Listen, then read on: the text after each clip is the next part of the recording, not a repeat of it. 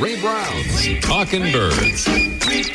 Made possible by the generous support of the Birdwatchers General Store, Orleans, Cape Cod. Birdwatchersgeneralstore.com. By Feather Snap, the smart bird feeder with a high-resolution camera and species identification software aimed to educate and spread joy to every level of avian enthusiast. Learn more at feathersnapcam.com. And by Vortex Optics with the VIP warranty, their unlimited lifetime promise to keep you and your optic covered. Learn more at vortexoptics.com.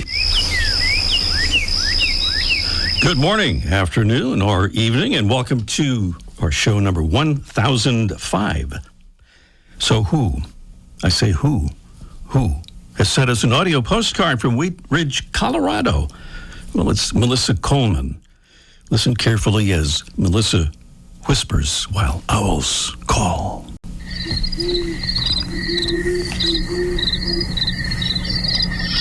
This is Melissa, the rock and alcoholic Coleman, calling from Wheat Ridge, Colorado. Hanging out with the great horned owls tonight.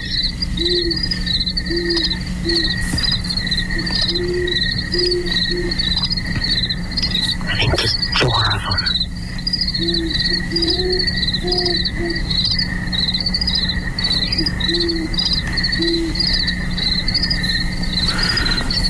Thank you, Melissa.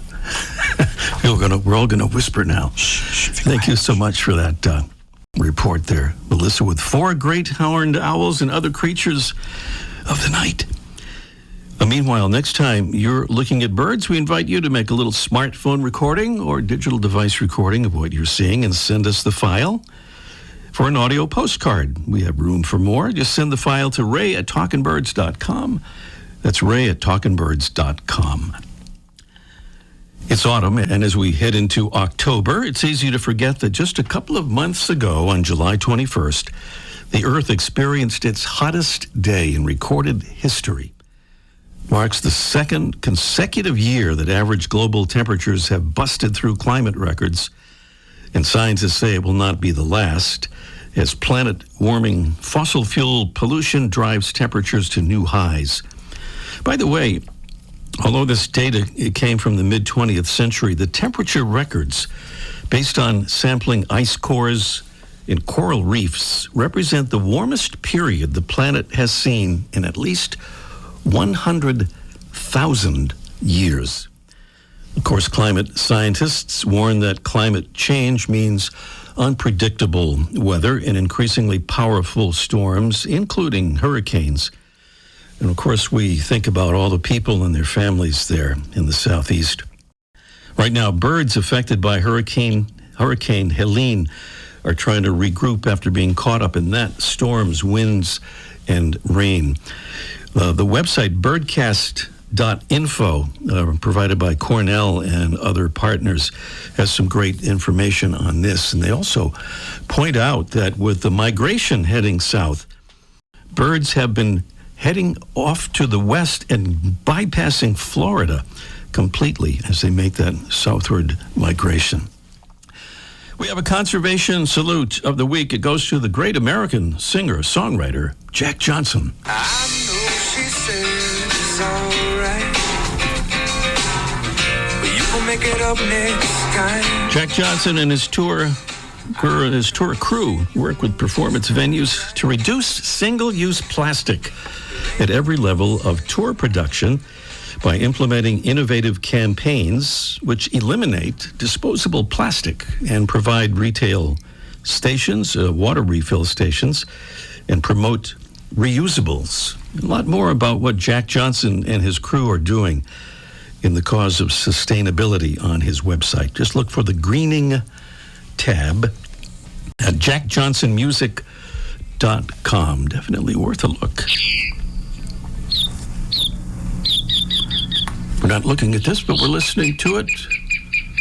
I see the guest on our show is already thinking, I think I know what that is. It's our mystery bird. That's what it is, and here are some clues. We'll do the contest itself a little bit later on. Our mystery bird is a large, long-tailed bird found only along the Gulf and Atlantic coasts of the U.S., usually in marshes, and around ponds and streams. The male of the species is an iridescent purple-black color, while the much smaller female is dark brown above and lighter brown on the breast, without that fancy iridescence. Our mystery bird feeds on everything from small fish and frogs to fruits, to berries and seeds, to small bird eggs and nestlings. It's also known for borrowing food from other birds and not returning it. Some clues there about our mystery bird, and as usual, some delightful prizes, we think, including a $25 gift certificate for Bird Collective. It's your one-stop shop for vintage-inspired apparel and unique accessories, all featuring birds. And a big bag of our favorite coffee, shade-grown, bird-friendly, truly delicious birds and beans coffee grown under the natural forest canopy in Central America to preserve wintering habitat for birds. So prizes and clues in the sound of our mystery bird. And we'll do the contest, as we say, just a little bit later on this morning. Meanwhile, we have a royal salute to more Talking Birds ambassadors helping us get the word out. Tim is saluting there. We'll talk about Tim later. Thank you to Ed Molinari from Fort Wayne, Indiana. Thank you so much, Ed, for becoming a Talking Birds ambassador. And thank you to Mary O. Hudson from Natick, Massachusetts. And Mary says she is just finishing up the Birders Certificate Program at Mass Audubon. And she says she loves the information that she gets from our show.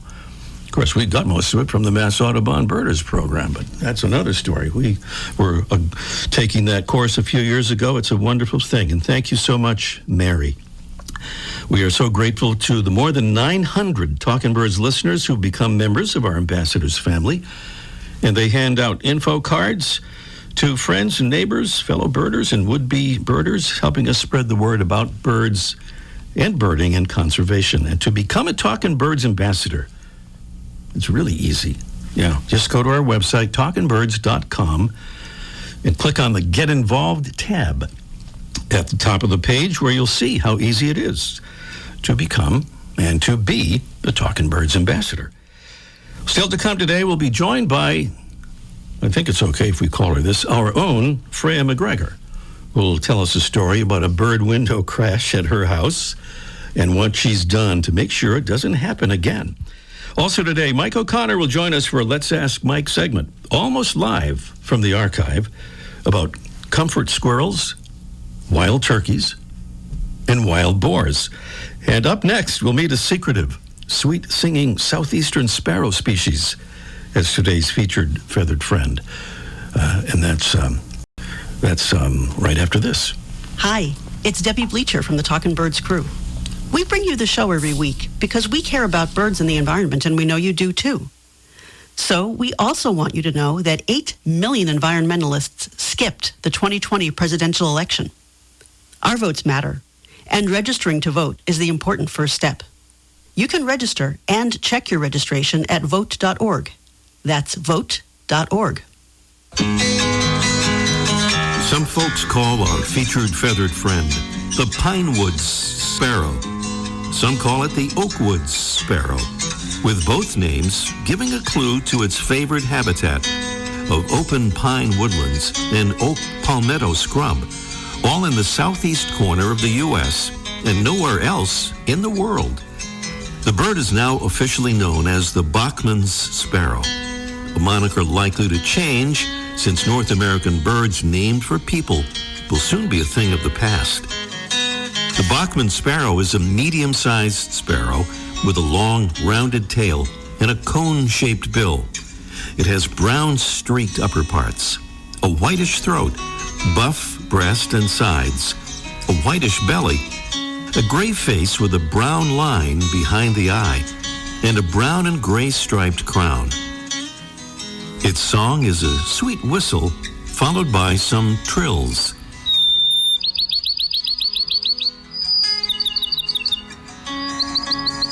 Like the endangered red cockaded woodpecker, which inhabits some of the same territory, the Bachman sparrow depends on naturally occurring fire cycles to help provide the open understory that the bird prefers. Lumber production has disrupted that regular burn time, And that fact, along with the bird's limited range and the effects of climate change, has caused the Bachman sparrow populations to decline by more than 75% since 1970. Partners in Flight places the bird among the species of highest conservation concern. Some successful conservation efforts have used prescribed burning every 2 to 3 years, along with herbicide treatments and mechanical ground cover thinning. In order to escape more immediate individual survival threats, like snakes and hawks, Bachman sparrows sometimes go underground into burrows dug by gopher tortoises and armadillos. The sweet whistling, understory dwelling Bachman sparrow, Piscea estivalis, today's Talking Birds featured feathered friend. Welcome to our show. Once again, it's show number 1005. Well, there's a new report from the American Bird Conservancy about birds crashing into windows. It's headlined, "Mortality from Window Strikes is Higher Than Previously Estimated." And it cites a new study conducted by them and partners showing that only 40% of birds that crash into windows survive. And the study highlights the need to make window glass bird safe. And our Freya McGregor is here to tell us her story relating to this topic. Good morning, Freya. We should be hearing Freya, but we'll try it again. She didn't want to say good morning the first time, so a very good morning, Freya. Oh, good morning, Ray. I knew that would do it. Well, if I'm not mistaken, Freya, a window collision at your house involving a Kentucky warbler provided the impetus for your action to make your windows bird friendly. Is that accurate? Yeah, I was sitting next to the dining table in my house is next to the big windows that lead out onto the back deck, and there's the sound of a bird hitting glass is a really sickening kind of thud, and I looked out the window on the ground thinking, oh no, probably a chickadee, maybe a cardinal, maybe one of our backyard Carolina wrens, and it was a bright yellow bird with this really interesting face mask, and I've only seen a Kentucky warbler once before, and I was floored by the fact that there was one in my backyard, let alone that it was lying on its back on the deck, and it didn't revive for 30 minutes. I sat with this bird kind of willing it to spark up and be okay, and that whole time I was thinking, this shouldn't have happened. I don't have a lot of impact on big skyscrapers, and turning off their lights during migration, or big convention centers like McCormick Place in Chicago, who just, last fall had a stack of birds hit their windows. But I have impact over my house, and I could have done something here that might have prevented this bird from probably dying as a result of hitting my window. Well, and you did do something. Your husband is in the military. That means you don't necessarily stay in the same place for very long, the way those things work. So what solution did you come up with that fits your situation?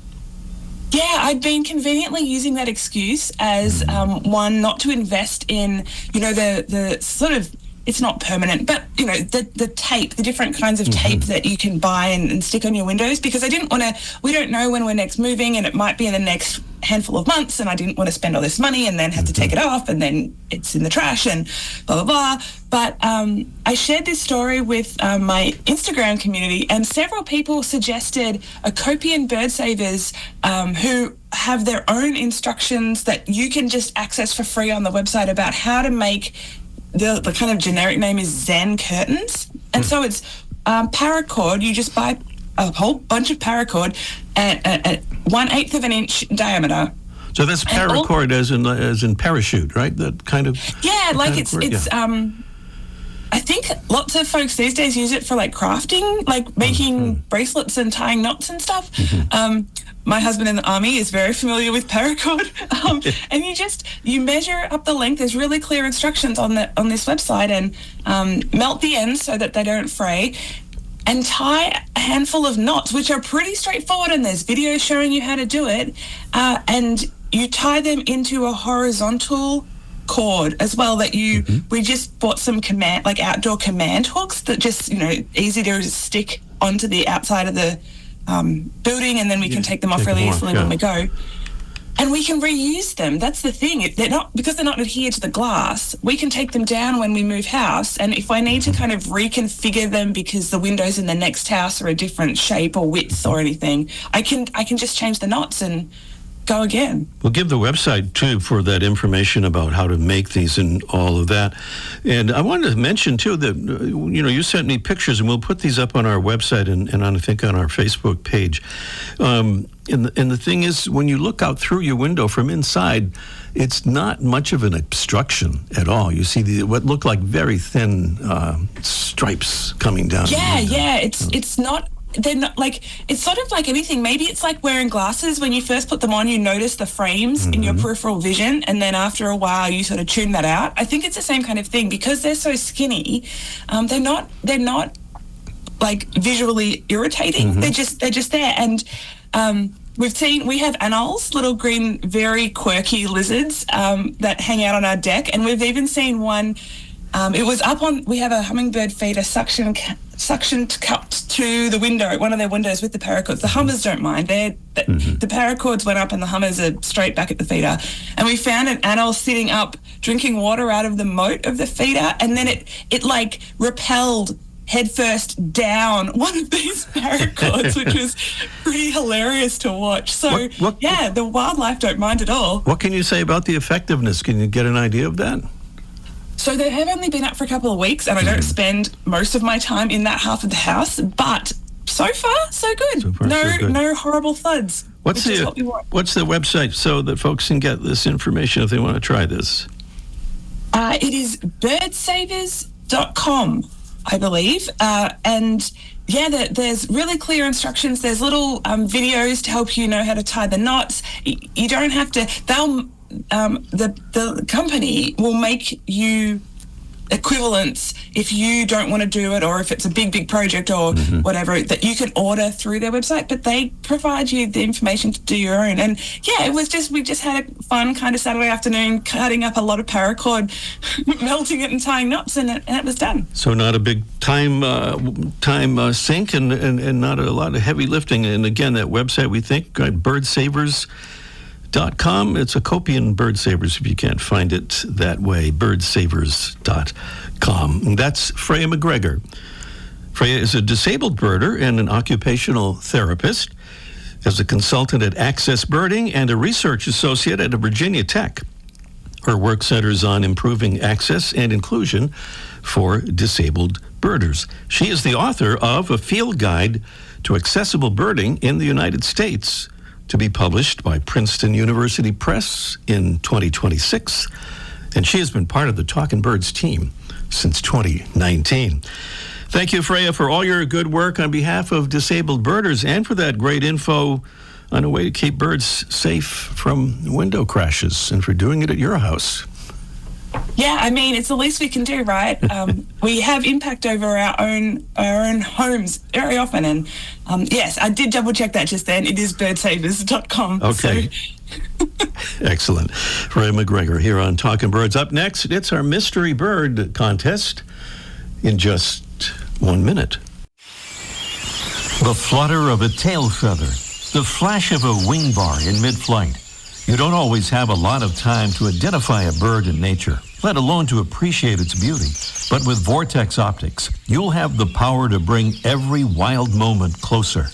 When you choose Vortex, you're choosing to have a partner in the field as passionate about nature as you are. Whether you're spotting old friends on the backyard feeder or packing for a once-in-a-lifetime trip to add a few species to your life list, Vortex offers a full range of optics and optics accessories for every birder and every budget. And whether the birds are taking you to another state or another country, you're always covered by the Vortex VIP warranty, an unlimited lifetime promise to keep you and your optic covered.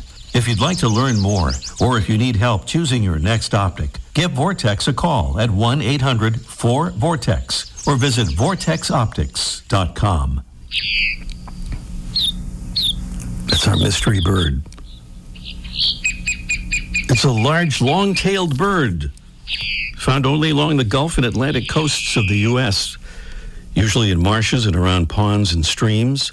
The male of the species is an iridescent purple-black color, while the much smaller or somewhat smaller female is dark brown above and lighter brown on the breast, with none of that iridescence. Our mystery bird feeds on everything from fish and frogs to berries and seeds, small bird eggs and nestlings as well. Kind of likes to steal stuff from other birds as well, but they're not the only ones, and that's our mystery bird. What is it? If you haven't been a winner within 6 months here on Talkin' Birds, you are eligible to win those beautiful prizes from Bird Collective and Birds and Beans Shade-Grown Coffee. The thing is to call us as soon as you can at 781-837-4900. I'll give that number again in a couple of seconds here, but call us as soon as you can so we don't run out of time on our Mystery Bird contest. That number again, 781-837-4900. Meanwhile, almost live from the archive, it's Let's Ask Mike in just 1 minute. Ready to take your backyard bird watching to the next level? FeatherSnap makes Wi-Fi-enabled smart bird feeders that blend the best of technology and nature. Get a high-def glimpse of your feathered friends with a top-of-the-line camera so every visitor can be seen with clarity and detail. A unique dual feeder bin helps attract more species, and built-in solar panels keep your camera's battery going strong. FeatherSnap's mobile app creates a truly immersive experience, allowing you to collect and organize your favorite pics and videos and earn badges along the way. FeatherSnap is a convenient and fun way to capture powerful images of your local birds and help get your friends and family excited about bird watching. Best of all, FeatherSnap offers expert-trained AI identification of more than 275 North American species, thanks to their in-house ornithologist. Check them out today at feathersnapcam.com. feathersnapcam.com. Well, it looks like peanuts, wild turkeys, wild boars, and comfort squirrels all on the topic list here this morning with Mike O'Connor down there at the Birdwatchers General Store. Good morning, Mike. Oh, good morning, Ray. Yeah, that's right. The comfort squirrel's a little bit upset over this. You know, for years, everybody's been complaining about squirrels. And now we try to get the squirrels to actually come and help people comfort this poor woman who's trying to fly, and they wouldn't let her have it on the plane. Did you see this? In Orlando, they removed this woman from the plane because she had her comfort squirrel with her. Yeah, and then they won't let her fly with that. I don't know what the world's coming to. When you can't fly with a squirrel to get you comfort, exactly. It's upsetting. I take my chipmunk with me everywhere I go. I don't know what's next. They're going to stop me with my comfort rhinoceros? It's comfort rhino, yeah. I've seen that thing. You have to pay for an extra seat or two for that, I think. I don't know. It's all gone crazy right now. But anyway, on to peanuts, because a lot of folks ask me, they put out sunflower seeds. I always yap about that, and they say, is there something else we can try? And here's something you could try, especially in the fall: peanuts. Regular, good old, eat at the ballpark peanuts. You get them in shells. You get them without the shells. That's two different ways. The ones with the shells, you really don't need a specialty feeder. You can put them out on a tray, and then birds come and take them. Titmice like them, but especially the blue jays. Blue jays will... You put out peanuts on a tray, and the blue jays will be on before you get back in the house. They just love those. They take several at a time. And, the people think, well, the blue jays are pigs. Well, they kind of cache them for the winter. And they'll put as many as they can, and they got so many they can't even squawk anymore. And then you can get peanuts without the shells, and you put those in more of a wire mesh, like a regular sunflower tube feeder, only it's made out of wire. And when I first got one of those, I said, well, the peanuts don't fit through that, but that's the idea. The birds land on it, and they pick, and they take little pieces at a time, and especially nuthatches and chickadees and woodpeckers. It's like an alternative to suet. A lot of people put suet out for woodpeckers, but this peanuts is cruelty-free. There's no animal products in here, and they just put them in there, and then the woodpeckers come, the downies, the hares, and chipmunks. The trouble with those things, you got to keep an eye on them, because without the shells, they get moldy quick, and you don't want moldy peanuts. It's no good for the birds, and it's certainly no good for your comfort squirrel. Exactly. And you mentioned pigs also. I thought it just mentioned quickly. Last week we heard from Janice up in New Hampshire. Grantham, New Hampshire, and her landscaper said that turkeys had been chewing up her lawn. It turns out they were actually wild boars from the nearby game park that were doing that. So Janice wanted to apologize to the turkeys for blaming them. Living creatures, yeah. It wasn't their fault at all. Yeah, all right. right. Talk to you next week, Mike. Sounds great. Mike O'Connor there at the famous Birdwatchers General Store on Cape Cod. That's in Massachusetts, in case you didn't know. And we're back here at the Mystery Bird thing, or contest, as we call it more formally. 781-837-4900 is the number to call. And that's it. 781-837-4900. Beautiful prizes await, and so does Ellen in Situate, Massachusetts. Good morning, Ellen. Hi, good morning. Good morning. Did you hear the clues and the sound of the bird and all that? I did. All right. In that case, would you tell us what you think that bird is then, Ellen? I think it's a great-tailed grackle. Great-tailed grackle. Tim, I would say that. Oh, there's Tim with his. It's very, very close. Very though. close. Very close. Yeah. We haven't we haven't cleared another call through, so we could give you another chance at that if you wanted to take it. A common grackle? Common grackle is that's not exactly quite right either, but No, it's not either. this bird, it's near the water there. Maybe that would give you a clue about this bird because you're so close to having it right there. But we'll give you one more chance if you want to take it. Otherwise, I think we go. I don't have any more guesses. All right. Well, here's the thing. If our other caller doesn't get the right answer, you'll end up being our winner. So we'll see what happens. All right.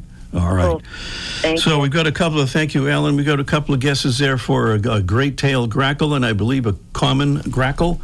And Caroline has a guess for that there. What do you say it is, Caroline? Oh, she's wrong already? I hit the wrong button. She's on. Go ahead, Caroline. Go ahead, Caroline. What do you say that bird is? It's the boat-tailed grackle. That's right. That's because it's near the water and it's a boat thing, boat-tailed grackle.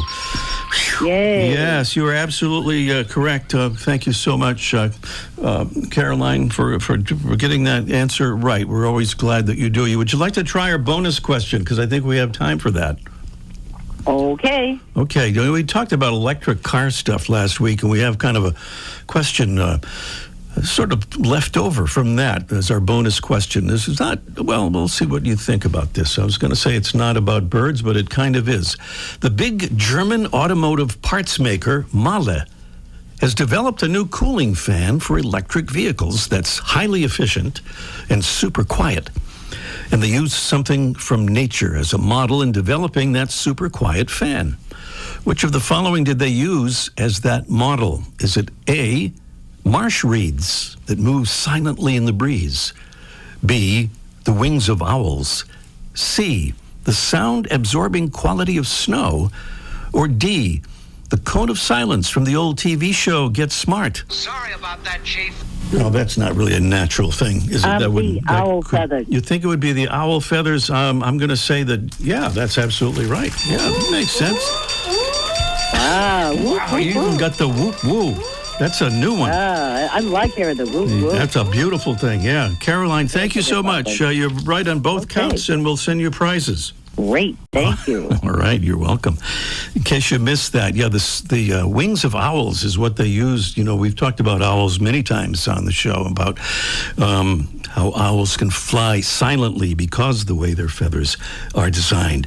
It looks like we are just about out of time for this morning's show. I want to thank our wonderful staff, Debbie Bleacher, Freya McGregor, and our special guest engineer, called Engineer Emeritus, and that's Tim McGillicuddy.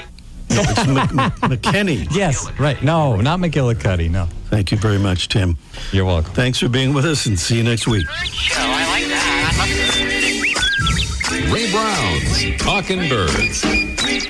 Made possible by the generous support of the Birdwatchers General Store, Orleans, Cape Cod. Birdwatchersgeneralstore.com. By Feather Snap, the smart bird feeder with a high-resolution camera and species identification software aimed to educate and spread joy to every level of avian enthusiast. Learn more at feathersnapcam.com. And by Vortex Optics with the VIP warranty, their unlimited lifetime promise to keep you and your optic covered. Learn more at vortexoptics.com.